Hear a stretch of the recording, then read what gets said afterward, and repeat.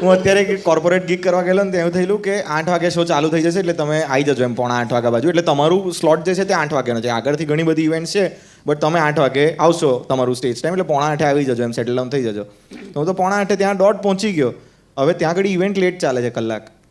તો એ બધાએ મને ત્યાં જોઈ લીધો છે, બધા મળી ગયા, દીપભાઈ આવ્યા છે પરફોર્મ કરવાના આમ તેમ તેમ. અને હોસ્ટ સ્ટેજ ઉપર અનાઉન્સ કરે છે, હવે નેક્સ્ટ સરપ્રાઈઝ એક્ટ.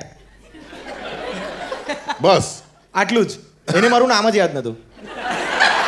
તારું તો નામ યાદ હતું. એક ઇવેન્ટ એવી હતી કે જેમાં મલ્હાર ઠાકર અને હું બંને હતા અને એ ઇવેન્ટની અંદર સાહેબ આ સાંભળવા જેવા છે. હોસ્ટે આવીને એવું કીધું કે હવે નેક્સ્ટ જે આવે છે એણે બધાને હસાવ્યા છે, આખા ગુજરાતને, આખી દુનિયામાં જેટલા પણ ગુજરાતીઓ છે એને હસાવેલા છે, જેમણે પોતાના કરિયરની શરૂઆત છેલ્લો દિવસથી કરી છે, એવા મલ્હાર દેસાઈ. તમે તમારે પછી પેલું કહી દેવાનું હતું, હવે તો બગાવો જતી રહેજો કે બગાવો.